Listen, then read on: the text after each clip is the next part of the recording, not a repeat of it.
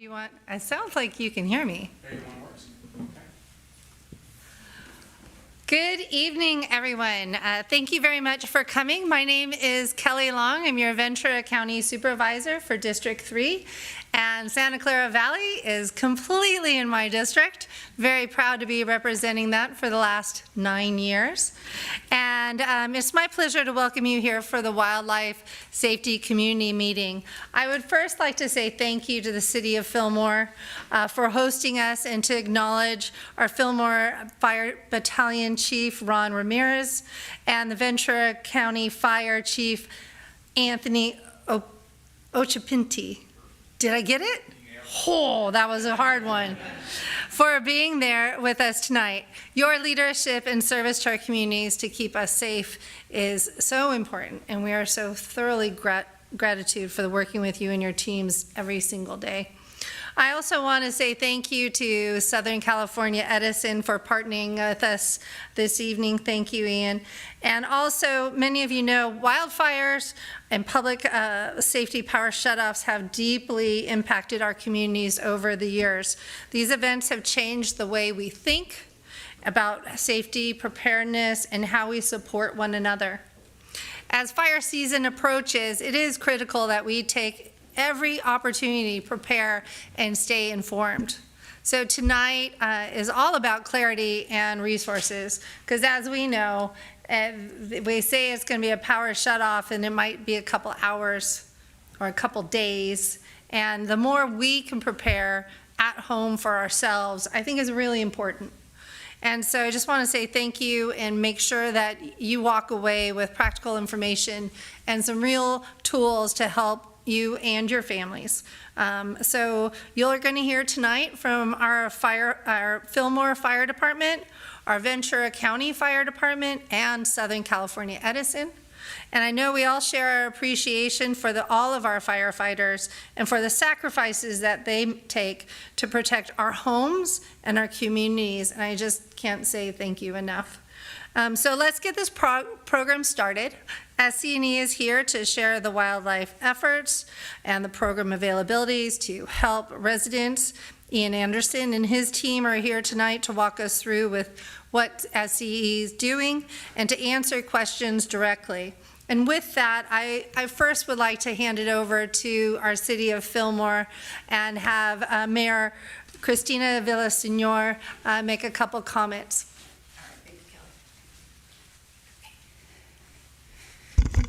Thank you so much, Supervisor Long, and thank you to everyone who's here. Thank you, SCC, for being a wonderful partner, and of course to our Fillmore Fire Department, to our Ventura County Fire Department, and all the staff who worked to get this together for the City of Fillmore.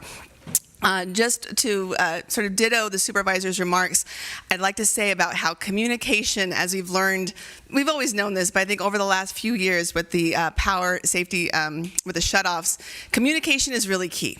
So our residents want to hear not just directly from SCC of what's happening, but they want our city to be able to provide the latest updates. And so gatherings like this, and where we live stream it and have the community members be a part of it and be able to watch it, just helps with that communication. So I really want to thank everyone for coming together, and hopefully, you know, when in due time, when we need to communicate in this way, we'll continue to do so.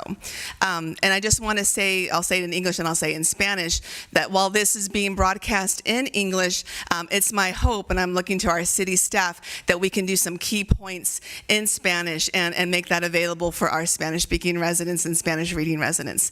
En español, aunque esta presentación sobre la seguridad durante los fuegos y power shutoffs, aunque este es en inglés, la ciudad de Fillmore va a producir una traducción o un papel con un breve resumen de los puntos más importantes para la seguridad de la comunidad.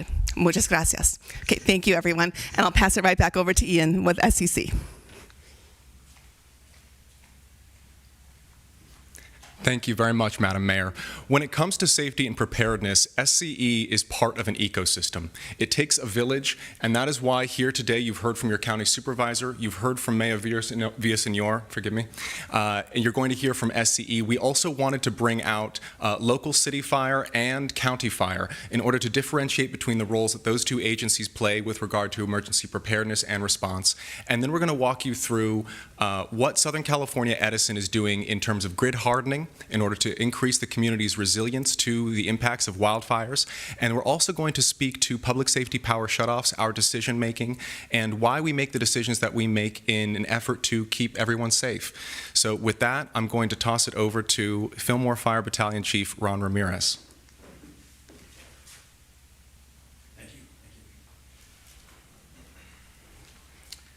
Hello, everybody. My name is Ron Ramirez, and I am Battalion Chief. Today I'm covering for Chief Gorilla, who is on vacation. So he asked me to come in here and speak for him today. First of all, I'd like to thank Supervisor Long and Edison for putting this meeting together. Thank you to Ventura County Fire and the Fire Safe Council for working closely with us, and the entire Santa Clara Valley as a complete geographical area, because we are all in the same game.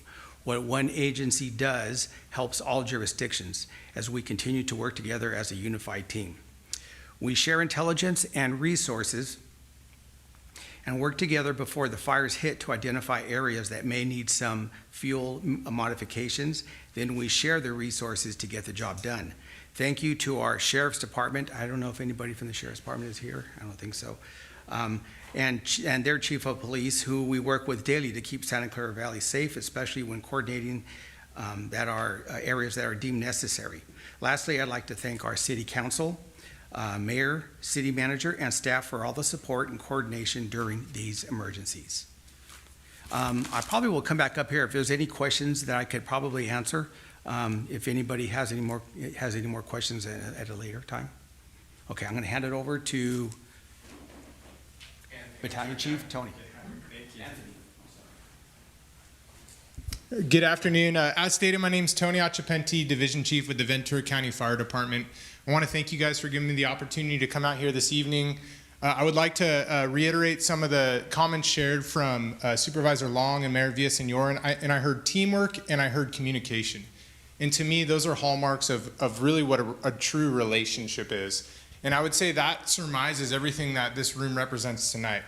Our relationships with the Fillmore City Fire Department, with the Ventura County Regional Fire Safe Council, with the National Weather Service, with County OES, County Sheriff, that's what allows us to provide what we believe is the best service we possibly can when these fires happen. And so it's through that collaborative effort and that pre-work that allows us to respond to the degree that we're able to. And so whether you live in the jurisdiction of the city of Fillmore, or you live in Ventura County or unincorporated areas, we don't want you to have to worry about that. We want you to understand that we are going to provide the best service that we possibly can. And that's really what matters to us. We have a phenomenal relationship with the Fillmore City Fire Department, and our goal in lockstep is to provide that exceptional service. And hopefully when there's smoke in the air, you feel supported and you understand that we're providing the most aggressive response that we possibly can. Thank you.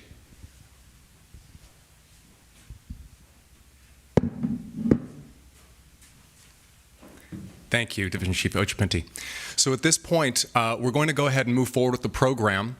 I'm going to bring up my colleague from Business Resiliency, Jude Schneider, who is going to walk you guys through some of the weather conditions that lend itself towards the factors that we look at when we're making decisions as to when and where we de-energize.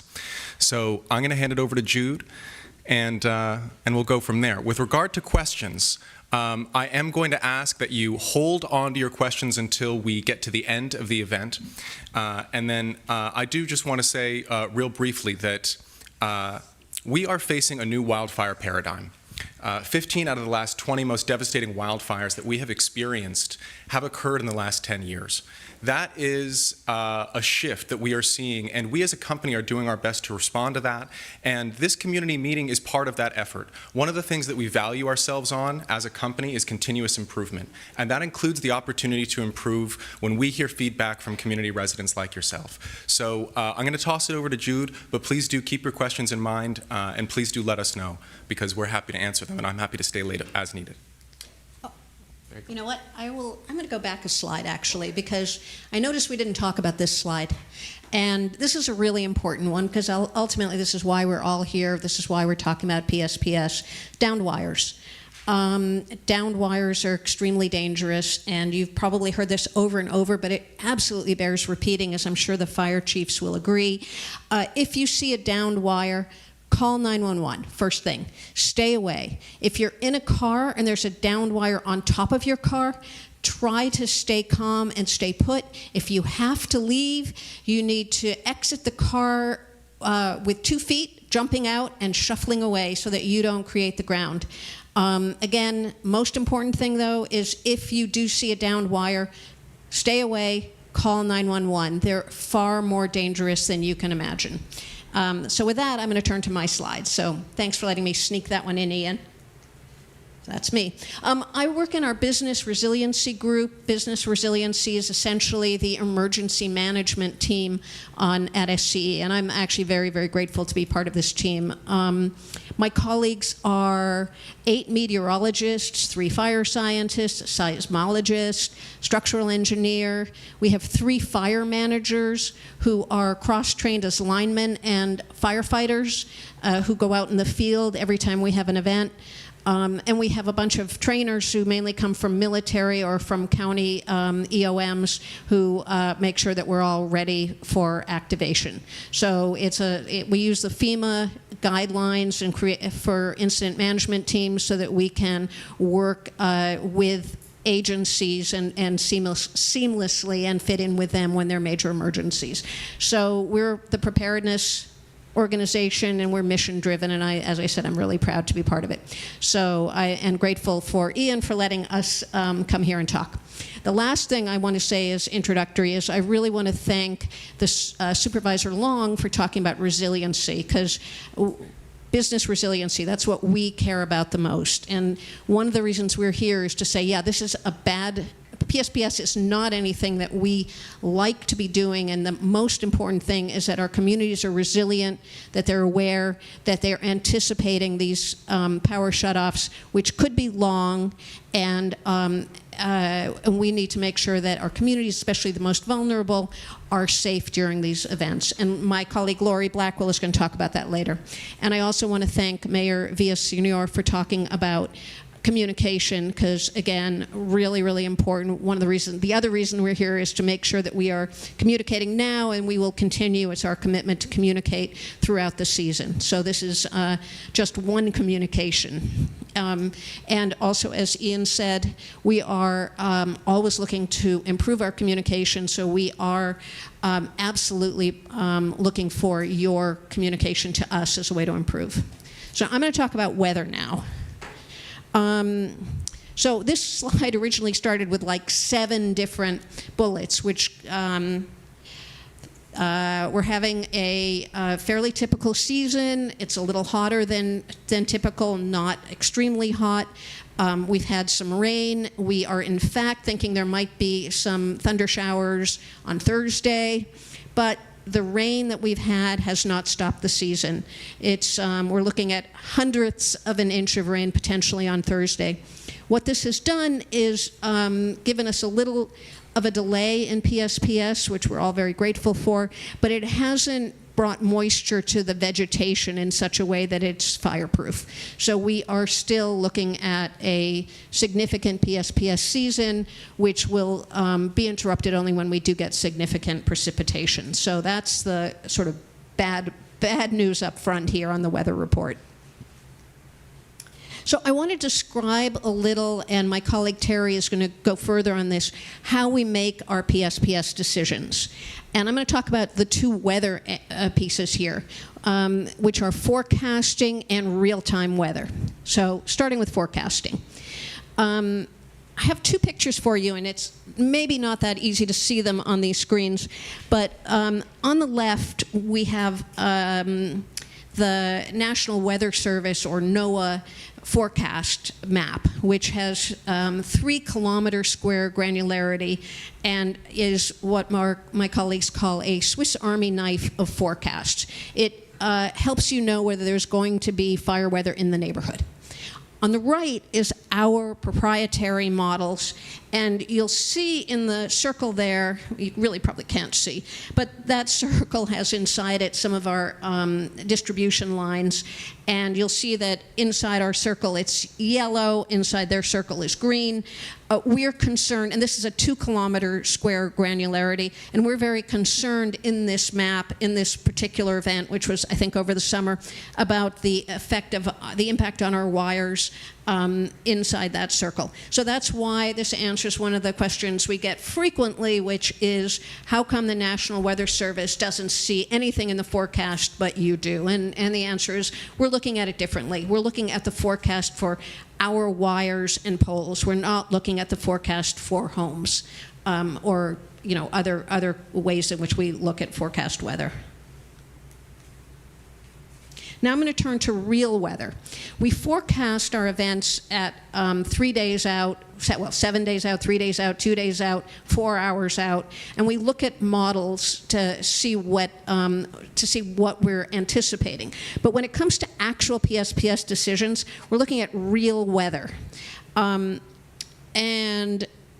We have weather stations. We have almost 1,900 of them across our service area.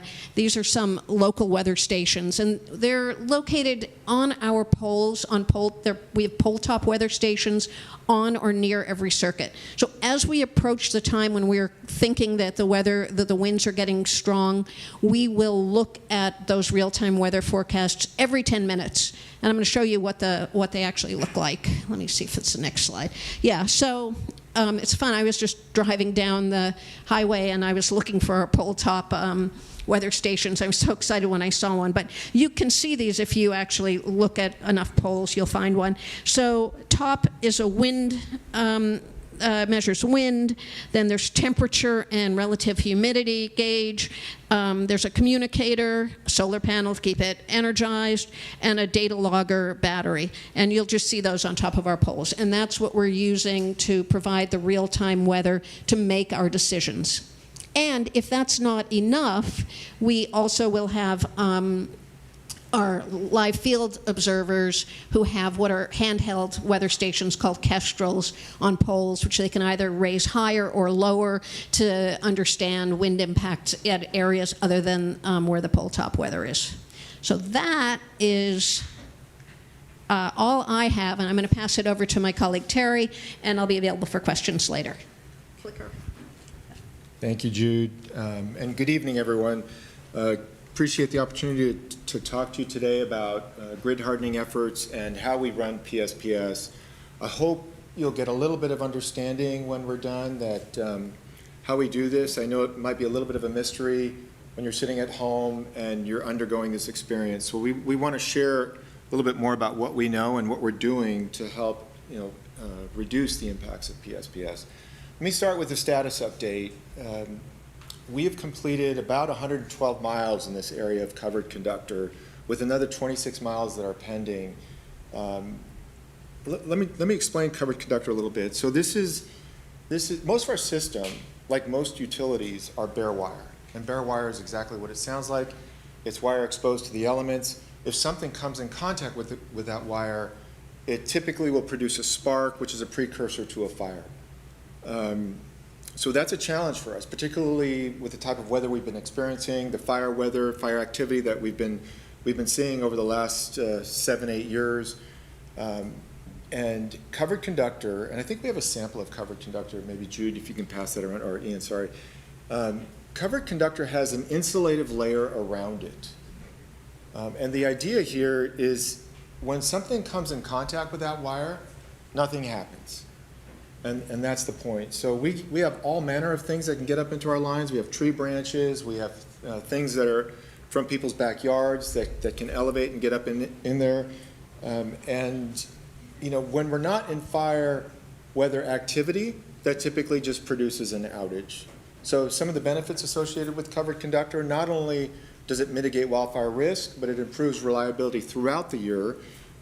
And it has the ability to reduce the impacts of PSPS because we can start from higher wind speed thresholds, and I'll talk about that in a little bit. Some of the other things we're doing is targeted undergrounding. We have 3 miles pending. So with covered conductor, This provides benefits, wildfire mitigation, reduced PSPS, but there are some areas where the wind is so extreme that even covered conductor can't help. And this is where things like trees, for example, can blow down into our infrastructure and bring that wire down, expose the ends of that covered conductor, and so now you've got exposed conductor that's potentially touching the ground and causing a spark. And so this is where targeted undergrounding we think can really help. We can look at those areas where the winds are severe, target that where we can put in underground cable, and then couple that with the covered conductor that's on the rest of the circuitry so that you have layered benefits here. You have the ability to address the severe wind areas, sorry about that, and in the other areas that are still wind prone but maybe not as severe, the covered conductor will address that problem. On the left-hand side at the bottom, we have 4 remote-controlled switches that we're installing. There's more switches than that on the circuitry, but this is in addition to what was already there. And the benefit with these switches, they provide us the ability, coupled with the weather stations that Jude talked about, it gives us the ability to sectionalize our circuits. So some of our circuitry can run 50, 60 miles or longer. And if we didn't have these switches on the circuitry, and we experienced concern anywhere along that circuitry, we'd have to open the circuit breaker at the substation, essentially de-energizing the entire circuit, affecting everybody on that circuit.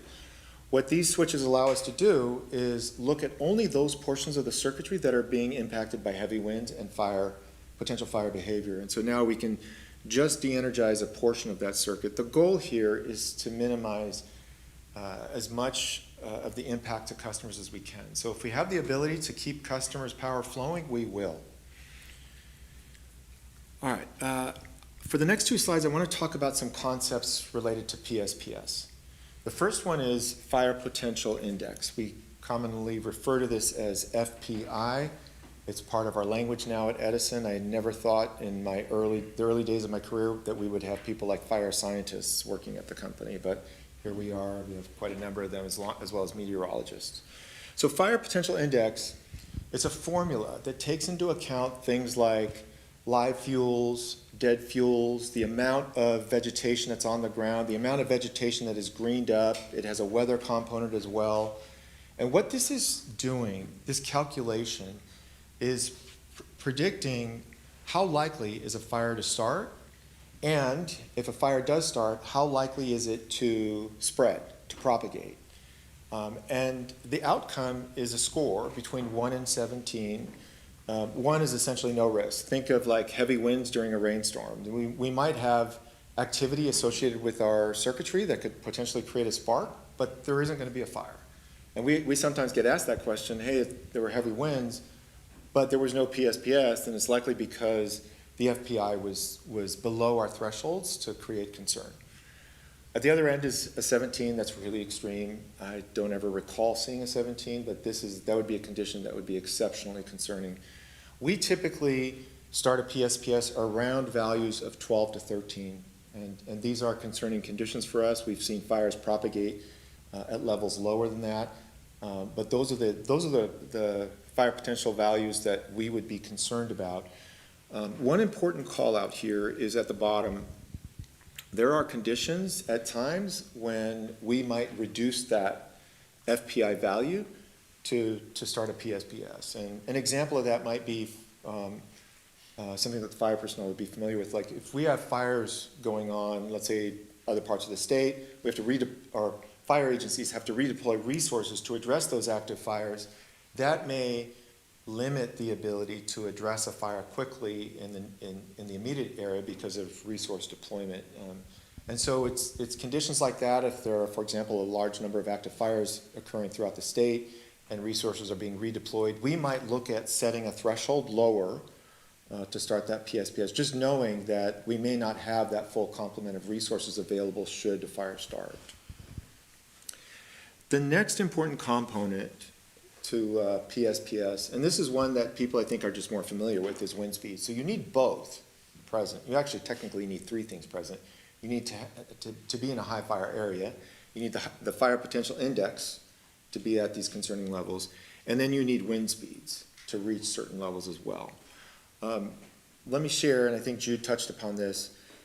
We use forecasts to determine when we start a PSPS. We're looking out ahead and we're seeing, weather activity develop, we're seeing fire potential develop that would be concerning to us. And so we use those forecasts to then provide notifications. I'll talk about notifications in an upcoming slide, but we use the forecast to determine when we do it. We use actual winds to determine whether we turn the power off or not. So just because we forecast the weather to get there, if it doesn't actually get there, we don't turn the power off. So the thresholds that we use, there's two. On the left is the National Weather Service wind advisory level. So this is where the National Weather Service is telling us that at these wind speeds, 31 mile an hour sustained, 46 mile an hour gust, that things will elevate, things will get airborne. This is where we're worried about tree branches, palm fronds, breaking free and blowing into our lines. We've seen all manner of things from people's backyards, from pool toys to trampolines to tarps. And so they'll get elevated, they'll get up into our lines, and this is concerning where we have bare wire. So I talked about bare wire earlier. So this is the level at which we would start a PSPS if we have bare wire. The next level up is what the National Weather Service calls a high wind warning. And this level is where wind speeds reach 40 mile an hour sustained, 58 mile an hour gust. Where we have covered conductor, this is the threshold. And so the issue here is we're more worried about things breaking. We're more worried about things falling into our lines. Think about a large tree that can collapse our infrastructure. And so at these wind speeds, even covered conductor can't potentially prevent a spark because it can bring that conductor down and expose the ends to the ground. Another important call out here, similar to the FBI, there are cases where we would lower these, we would and we do lower these values if we're concerned about circuit-specific conditions, event-specific conditions. Circuit-specific condition, for example, could be a case where we may have gone out and done a pre-inspection, examined the circuitry, and we found some concerns, and we didn't have time to address them prior to the PSPS event. So we now have a circuit that has maybe potentially greater risk. Event-specific conditions could be, let's say, very large events.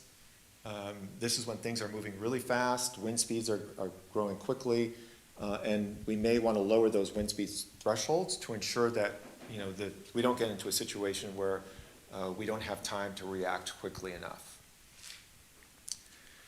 Okay, so another important aspect to our wildfire resiliency is our vegetation management program.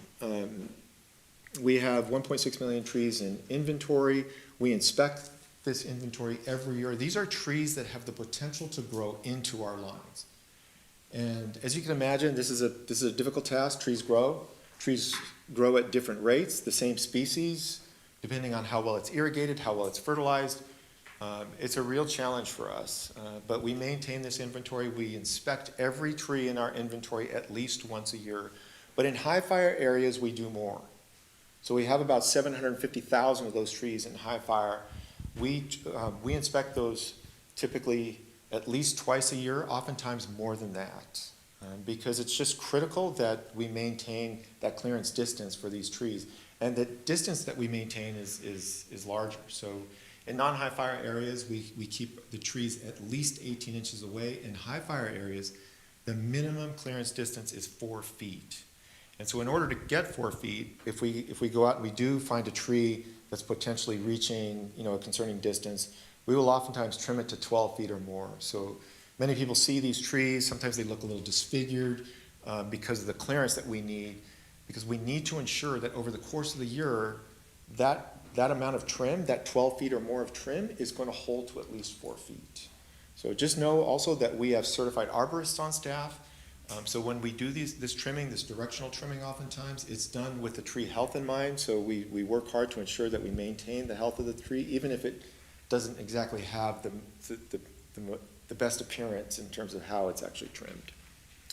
Hazard tree removal is another part of our program. So this is not about trees growing into our lines. It's about trees that can potentially fall into our lines. So we call that strike potential.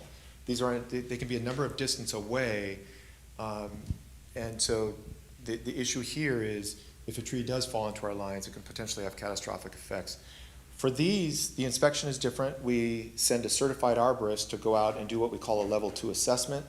They look at things like, tree lean, the health of the tree, is there any signs of disease evidence? So they will make an assessment whether that tree needs to be trimmed or removed. And this is a very important part of our program. We remove, I want to say, hundreds of thousands of trees every year as part of this program. The next one is pole brushing, vegetation removal around the poles. Think of this as like weed whacking, like you do on your yard. We typically do this. We clear brush 10 feet out on poles that have equipment. And the idea here is, like if you have a transformer on a pole, if there's some sort of failure, catastrophic failure on that transformer, it could spit out sparks, and the intent is that it would fall to the ground and hit bare earth. The struggle, like much of vegetation management, is it's a never-ending battle. If you've ever cleared weeds in your garden, they grow back. And so we're just, it's an ever-present thing. We're always going out and looking to clear brush as best we can. The last one, just wanted to share some newer technologies we're using. Remote sensing is essentially it's just technology that we use other than sending a person on the ground to go visually look at tree growth. Satellite, I like to call it eye in the sky. We can take a pic and look through machine learning and artificial intelligence. We can actually determine how close that tree is getting to our infrastructure and quickly deploy a trimming crew. And we can do this throughout the year. It has its limitations, but it's getting better, and we're looking to utilize this more. All right, so I want to share a little bit about our timeline. About a week out, so Jude talked about the weather. About a week out, we start to track a potential PSPS event. Now, it's 7 days out. There's still quite a bit of uncertainty. So, we all, I think, look at our weather apps on our phones and tend to look out, in the future. And sometimes it materializes, sometimes it's close. Usually it's close, but not precise. It's at 3 days out that we begin the notification process. So now there's a little bit more clarity on the weather. We can start to see things develop, but there still is uncertainty. And let me point out there's a change from last year with this notification. So last year we would notify customers 2 days out, but cities and agencies 3 days out. This year we're going to notify everyone 3 days out. Just know that there are times when a circuit will be in scope, but then, based on the weather, the ensuing forecast in the next couple of days, it can fall out, or these really relevant for circuits that are on the fringe. So it's just barely in, just barely out. It can change. So just know that. But we're constantly monitoring. It's a persistent thing over the next several days until we get to the actual event. So in event, we try to provide notification 1 to 4 hours before we de-energize. This is a challenge because early on in an event, what we might see is winds starting to elevate, but they don't just move in this nice sort of linear fashion. They bounce around, but we're generally seeing for some circuits like a trend moving upwards. And what the team is trying to do now is say, okay, when do we get to a point where we're 1 to 4 hours before we actually cross that threshold? So we can provide proper notification. We know how important it is to provide notification to our customers. But unfortunately, the weather doesn't always behave that way. And sometimes what happens is we see that weather elevating, we send the notification out, and then it subsides. And when we do that, we all sort of, we know the struggle that brings with customers because we've sent this notification. But I will tell you this, we will not turn off the power if it doesn't get there. And so it's a struggle because we've told you that we're going to turn the power off and it doesn't go off. Conversely, the opposite can happen, where weather seems to be relatively calm. We don't see any signs that de-energizations are imminent, and then all of a sudden there's just this burst and it starts and we're now in hazardous conditions and we have to turn off the power and we haven't provided that notification. So, but we're constantly monitoring and we're really working hard to try to provide that notification as best we can. After we've turned off the power, we let you know that we've turned off the power, so it's important if people aren't home so they get a notification. And then when the event now begins to end and the winds start to subside, we do what we call a restoration patrol. So we will send you a notification that we're doing this patrol. It's really important that we do this because the power's been off and things can get hung up into our lines. And we've seen this. We have evidence of this where anything from tree branches to trees leaning into our poles to things that have gotten hung up in our wires. And if we were to just re-energize, what could potentially happen is we could create a spark and a fire, and that defeated the whole purpose of PSPS. So we have to go out and patrol. The struggle here is that some patrols require daylight to be able to see the circuitry. Some patrols require a helicopter because it goes deep into the ravines and canyons, and we just can't get a foot patrol out there. And helicopters can't operate in certain windy conditions. So we have to wait for those conditions to be right. If PSPS ends at, let's say, 6 p.m. and we no longer have daylight, sometimes it has to wait till the next day. But I will say this, our live field observers will then pivot to this patrol, and if they can drive it during the night, they will. If they can do it safely, they will.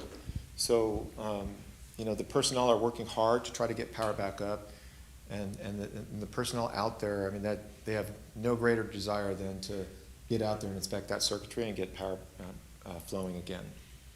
Once we do turn on the power, we send the final notification for the PSPS event. The next few slides just talk about some things that sometimes are a little confusing for customers. What type of outage it is. We've talked about PSPS, so I don't want to cover that again and the notifications we provide. But oftentimes what ends up happening is during a PSPS we have winds. Winds oftentimes create what we call repair outages. Repair outages are unplanned events. So if you have a tree branch that in the wind gets into our lines and de-energizes the line, it's possible it wasn't a PSPS, but it was a reactive event that turned off the power. And that can be confusing because you got a notification there was going to be a PSPS, but it was actually something reactive that turned it off. It could also be things like car hit pole or other things unrelated to the weather. A maintenance outage is something we do where we have planned work. So all the covered conductor we're installing requires a maintenance outage, and so we turn the power off. We try to give notification 10 days in advance, but what might happen is we send that notification for a maintenance outage, and then 3 days before the event, before the maintenance outage, we see a PSPS roll in. What we try to do is cancel the maintenance outage because we understand it's just too many events occurring around the same time.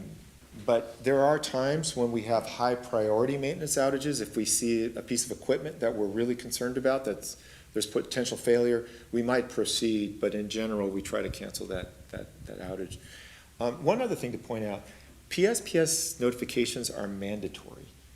So you will get a notification, whereas maintenance outages and repair outages are optional, so you have to opt in for that. So just wanted to point that out. Just know that with PSPS, and Jude, help me out here if I get this wrong, you will get a notification for a PSPS outage, but I think there are times when we don't have all the information, and jump in. We will get notifications for PSPS outages even if it's the middle of the night. So it's emergency operations. There's no opt-out as the CPUC mandate. So it's important to make sure you're getting the notifications via the method that won't wake you up in the middle of the night. I.e. text messages are probably best because you can just put your phone down. People do get really irritated when we call them at 2 in the morning to tell them their power's back on. So that's something to check. But the other piece of that is the other 2 notification types are opt-in. And we get a lot of customers who say, you didn't notify me, what the heck? And we look back and realize that they didn't opt in for notifications when they didn't opt in for notifications when they signed their contract many years ago. So if you haven't gotten notifications, it's worth looking at whether you've signed up and signing up for them. It's easy to sign up for notifications on our website for all 3 things. And then since Mary gave me the mic, one more thing is that there's address level alerts. So customers who want PSPS notifications, or let me say non-customers who want PSPS notifications, can sign up to make sure they get them. If you're a caregiver, if you're a tenant, if you're a landlord, any circumstance at which you're not paying the bill, you can also get notifications. Thank you, Terry. Thank you, Jude. 2 more slides. These are common questions we get. Why is my power out when my neighbor has power? For these, it just depends on how the circuitry is configured. So in this example, there's a yellow shaded area to the left that represents high fire. There's an orange circuit that is de-energized, for the purpose of this example for PSPS. And to the right is a non-high fire area that is not subject to PSPS. And so a little bit of that orange circuitry that's de-energized is in non-high fire area. And so in this example, you may have literally homes, one next to the other, and one is energized, the other one is not. So it just depends where your circuitry originates from. And the next one is similar to that. It's not windy. Why is my power out? And again here, if you see the purple circle, that's the substation. Think of that as where the power flows out from. And that orange area is all high fire. And if there's some concern, let's say right out of the substation, and we have to de-energize there, it turns the power off for the rest of the circuitry downstream. So that underground neighborhood that's off to the far left, that is not part of high fire and not experiencing high winds, can see their power de-energized, turned off, even if they are an underground neighborhood in a non-windy area. They still should get notifications, because we know customers that are on this circuit, but for many, and quite a few people I know personally, I get phone calls saying, why is my power out? It's not windy. So it's usually because of the circuitry and the way it's configured. There are maps available, and I think we have a resource slide at the end that has all these websites available to you, so you can look at it. But for now, that concludes my portion. I want to turn it over to Lori, who's going to take us through customer support and resiliency. All right, thank you, Terry. Hello, everyone. Thank you for being here tonight. My name is Lori Blackwell, and I am in our customer service operations team supporting outage and PSPS. So today, I want to talk to you about some of the programs and resources that we have available to customers to try to mitigate some of the impacts associated with PSPS.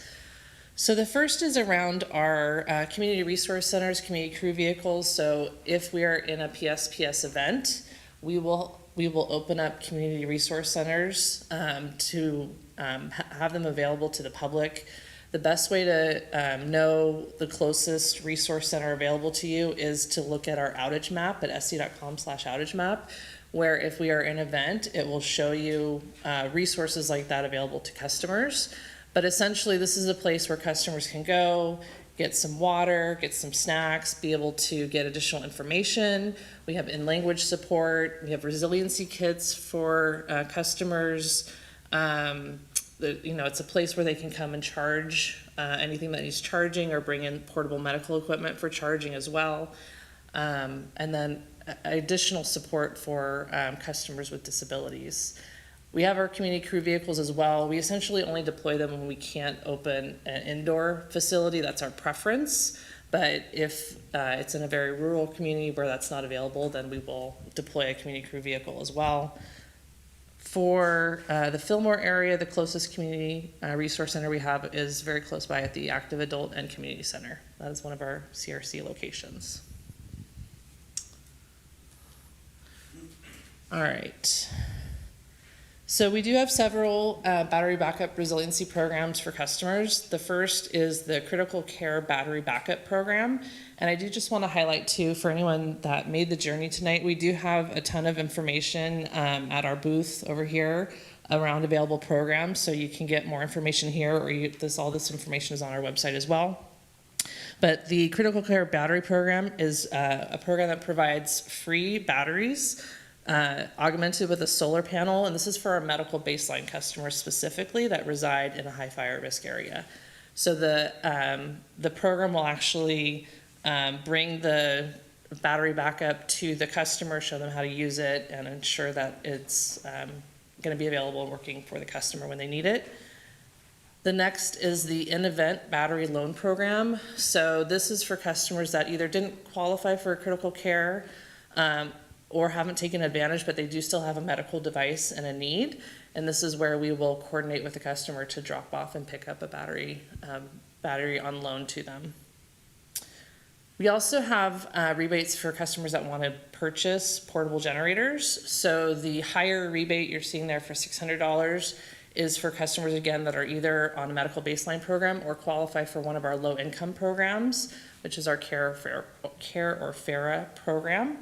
And then we also offer a $150 rebate for portable power stations. And then the last there is our self-generation incentive program. So this is typically for larger systems. So think of like the Tesla Powerwall or LG Panasonic, really a large battery for the whole home, or even for businesses as well that are putting in a large battery. The one caveat to this is that the program will be closing except for low-income customers, where we were able to secure additional financing and budget to support those customers, but it will be sunsetting for other population of customers at the end of this year.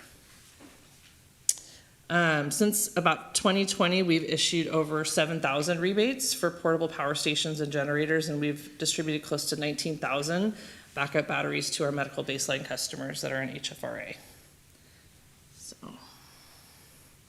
All right, so next I want to talk about some of the additional support that we offer to our access and functional needs customers.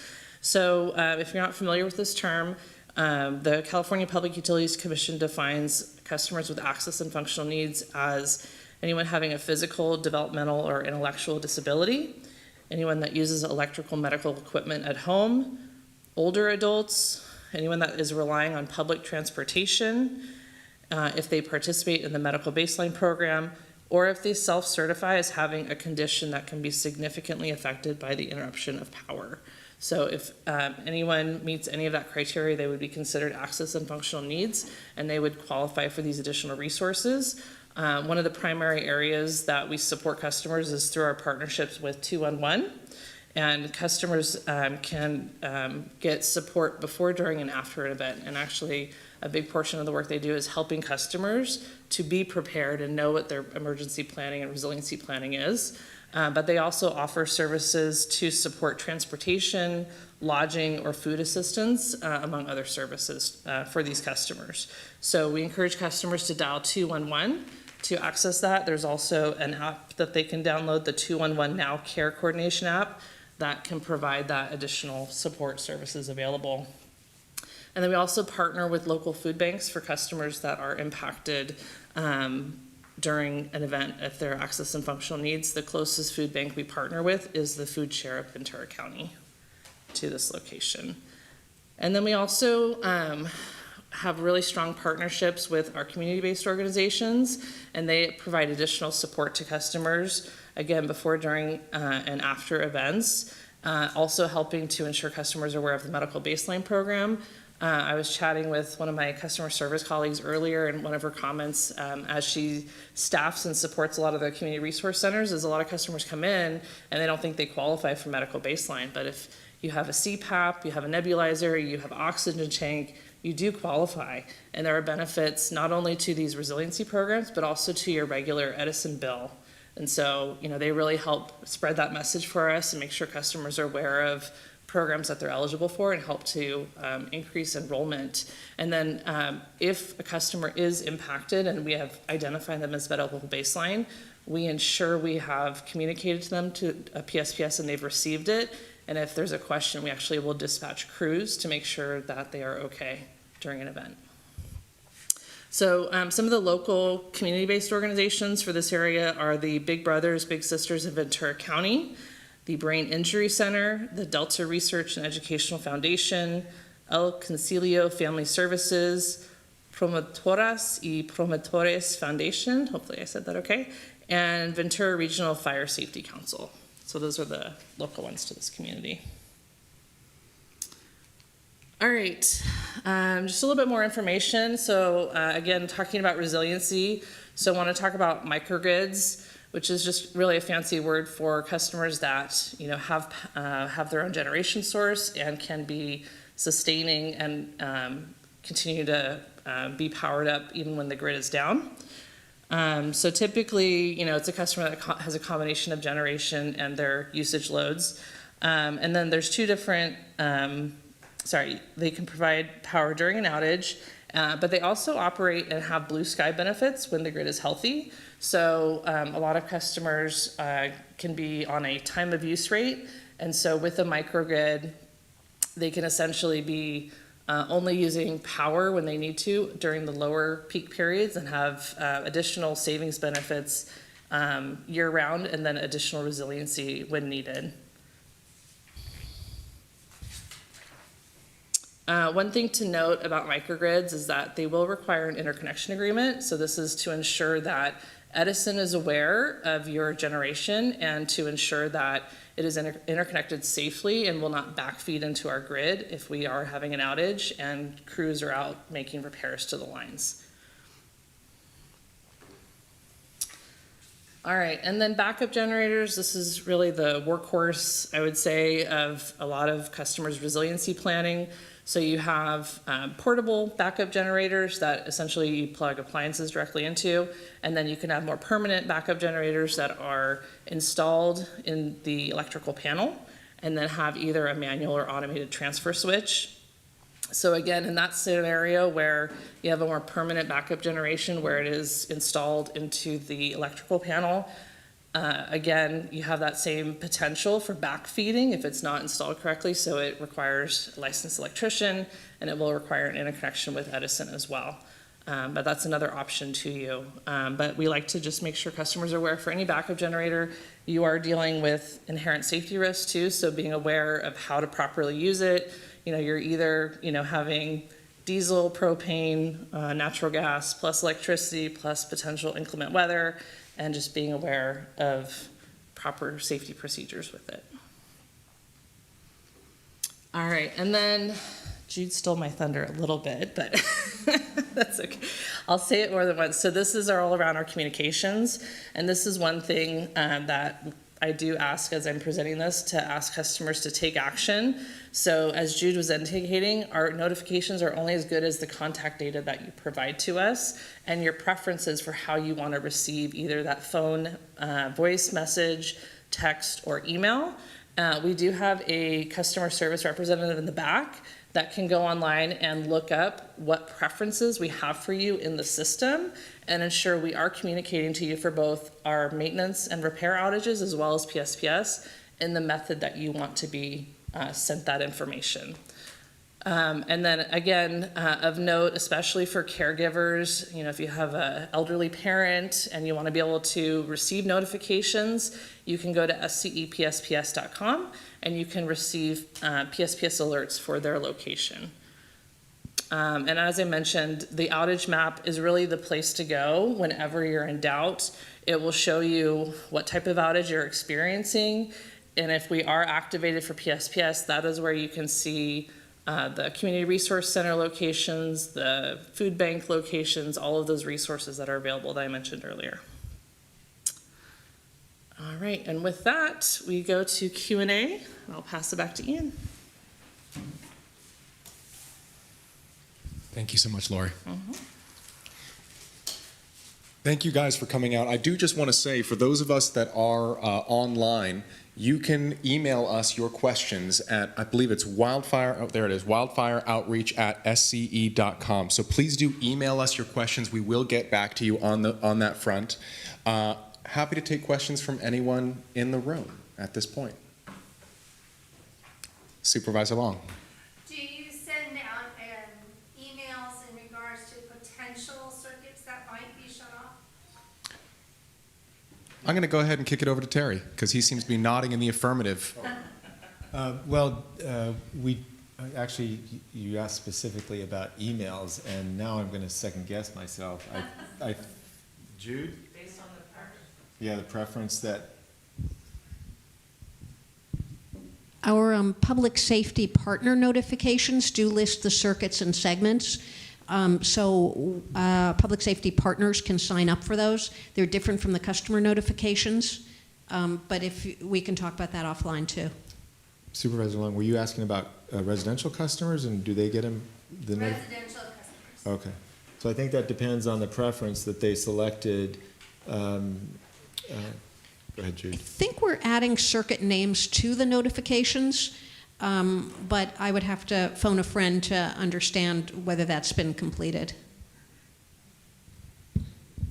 But they do get notifications. I know that we send them out 3 days prior to us being able to see a PSPS event coming up. Can we just confirm? I think we might be confirming. Yeah, no, the only case where that might not happen is we do have those emergent weather conditions that Terry was mentioning before, where we're watching all of the weather stations, but then something happens we don't expect and we have to de-energize. So that does happen, but ideal scenario, customers are getting notified 3 days ahead, and then they're getting notified 1 to 4 hours before we need to shut them off. Okay, and can you repeat what happens if it's an outage past 6 o'clock? So would someone expect the outage to be turned on at 8 o'clock, or do they have to wait till the next day? We get a lot of those questions. Yeah, I think you're referring to the restoration patrol. So now the event is essentially over, and there are situations where circuitry, we need daylight or we need a helicopter, and if we don't have those things and can't patrol, then we have to wait until first thing in the morning. Helicopter patrols can go really quick. If we can, if the weather conditions allow us to do so, that can happen relatively quickly. If it's not a foot patrol, but if they're driving the circuitry, depending on the length of the circuitry, it could take a little longer. But if we get the all clear, they will usually first light, they'll get out and begin the inspection process. If the average is 6 to 8 hours for patrol and restoration after the end of the period of concern, and this is something we might have been a little less clear about describing.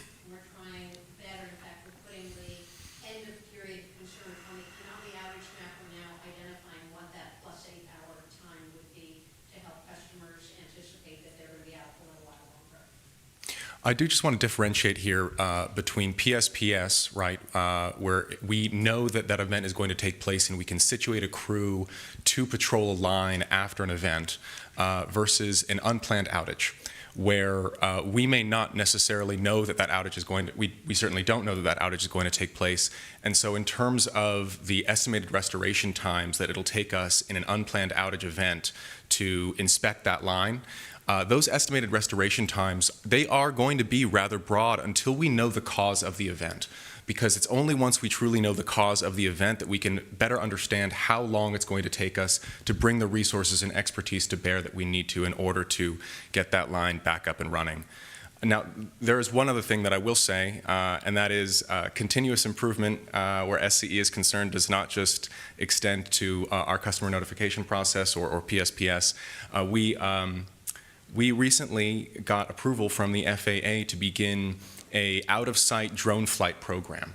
And this is one of the ways that we're using new technologies to improve the way that we do things. Now, it'll be a long time before we're able to actually put regulations and policies around out-of-sight drone flights such that we can use them to inspect lines.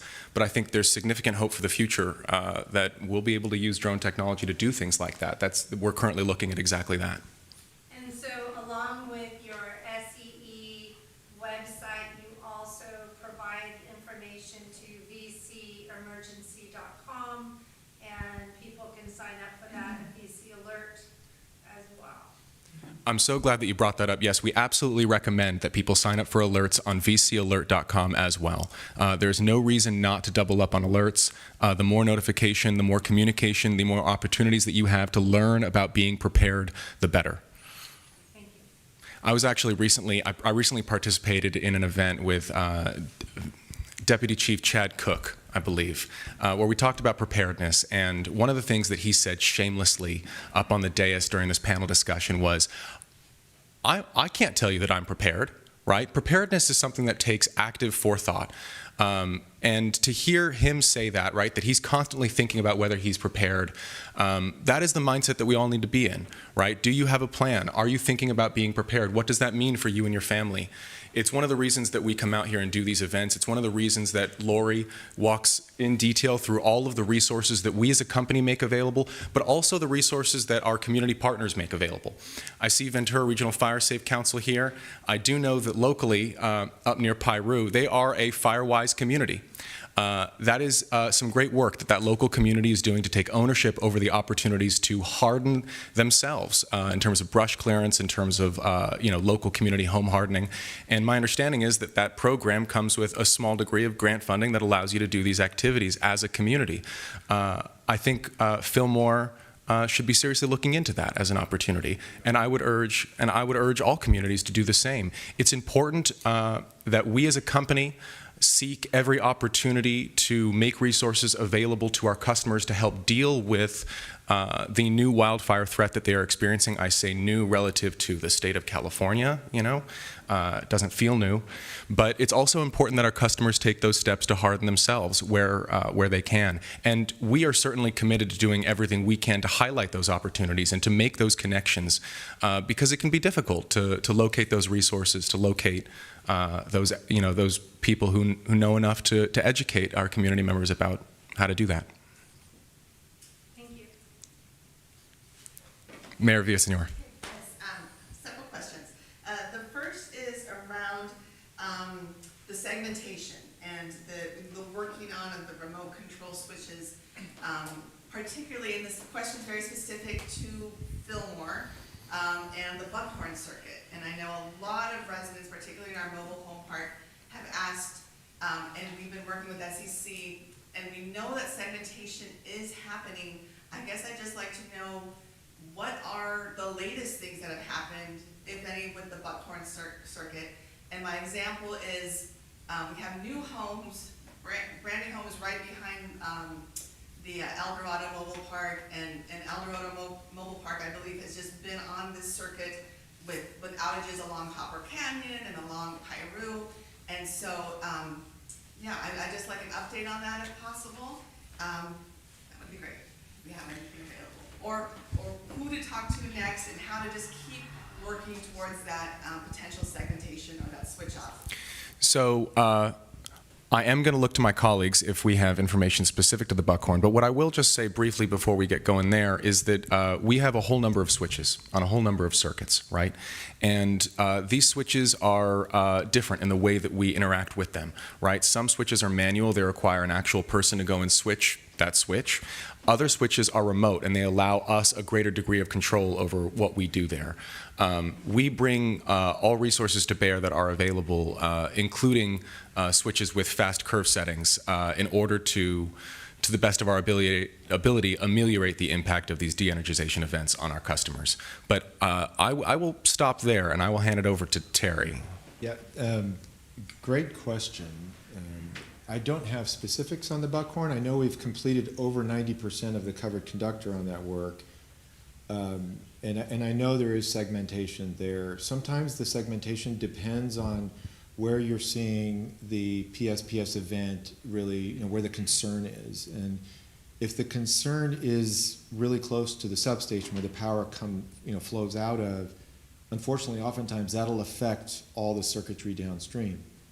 I'll also add that if we have the ability to make an electrical connection, let's say further down the circuitry to maybe an adjacent circuit, so that circuit connection, that electrical connection has to be there. And if we can do it and we can do it safely, we try to then pick up power via an adjacent circuit. That sometimes, because of the manual switches that might be involved, might require a 30-minute outage, or sometimes people ask, hey, why was my power out only that long? It's because we're trying to pick up power via other sources. I don't know if, Robert, if you have other information about the Buckhorn. I know we had a large outage on July 31 into August 1 that involved our underground. That was not a PSPS event. And what's unfortunate about underground, it's really beneficial from a PSPS perspective, but when it fails catastrophically. And whereas our overhead, conductor, you just need to look up and you can see what's going on. You can see that the conductor has come down. You can see that an animal might have unfortunately got hung up in it. With underground, we have pretty good tools that can tell us approximately where it's occurred, but then we have to dig. And that can take quite some time. So I know that was a challenging outage for the community. But we can certainly get more information. I mean, it's readily available where the switches are on this, where the automated switches are, where the manual switches are, and what that circuitry looks like. So if we can do that and follow up, I think that would be helpful. Yeah, I would add, I know one of the things that we did add on the Buckhorn was a special switch that was added because of the sectionalizing, so we could do it automated from a remote location, and we're not having to go out there and physically open it. This was installed because of, I think, a couple of years prior PSPS event along that corridor. Whether we're going to install more, that's dependent on where the risk is at, and then we added additional weather stations to give us an idea exactly what's going on in real time. And so we've installed these switches strategically along the corridor to really isolate and pick up as many customers as we can that are not impacted by any weather events. At least my team is actively looking at some of these locations where we can. And sometimes based on where it's at, it could be a little difficult because, right of entry and easements and et cetera, things of that nature might be difficult. So we have to really pick where the locations are so we can actually have the benefit for PSPS. Another question, and that is regarding the impact of the change in the high fire map, risk of high fire maps from CAL FIRE. What impact do these changes have in Fillmore? Fillmore, the newest map basically has, the town is really basically surrounded, and a lot of it's high fire except for really the central part of town, sort of a big triangle in the middle of town. And you had mentioned that there's three things to consider, and one of them is being in a high fire area. So being now that Fillmore is, much of Fillmore is considered a high fire risk area, does that mean that there might be more PSPSs? Yeah, well, there likely will be more PSPSs irrespective of the high fire area, but I know we have updated maps. And Jude, do you know how Fillmore was affected? No, I was going to point out that there's also a confusion between there's a confusion between the CAL FIRE high fire threat area mapping and our maps, which are the CPUC high fire risk area maps, or that's what we call them, the HFRA ones. The CAL FIRE maps are insurance-based, and those are not related to our maps, or those are about making sure that you clear brush and from your homes and making them into Zone 0 homes, which would be more fire safe. Different map. We're concerned with our tiers, which are about the potential for utility infrastructure to cause a significant fire. Terry, do you have more to add there? Yeah, no, that's right. They're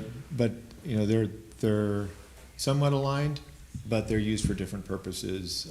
We're looking at our circuitry and where it falls along that, and they are reviewed, and that process is through the CPUC. It might be helpful if we can get the changes that might have occurred this season with our high fire boundaries in the Fillmore area. So if we can take that back as well.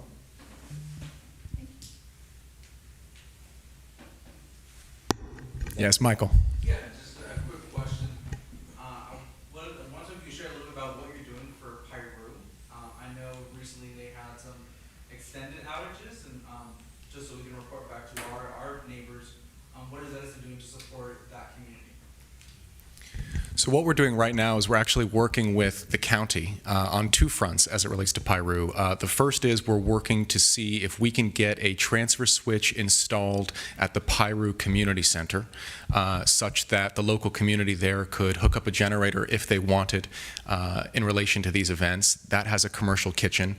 This would, in part, help to alleviate some of this food spoilage issue because it would allow for the community to come and store their food at the commercial kitchen there. We are also working with County Rec and Parks on the potential for a CRC licensing agreement with the community center at Waring Park.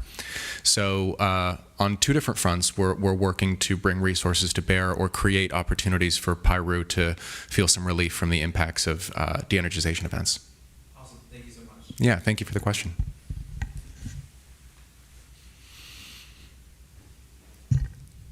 Seeing no further questions, I think I'll take this opportunity to say thank you so much to Supervisor Long and to the county for everything that you guys are doing, to say thank you very much to Michael Durazo, who helped put this whole thing together. I cannot thank you enough for your partnership. Brian Miller, thank you all. I could not ask for better partners in terms of community representation. Mayor Villaseñor, thank you so much. Thank you so much for what you do. Fire Battalion Chief Ron Ramirez, thank you so much. Division Fire Chief Tony Ochapinti, thank you so much. As I said earlier, it truly does take a village when it comes to emergency preparedness and response.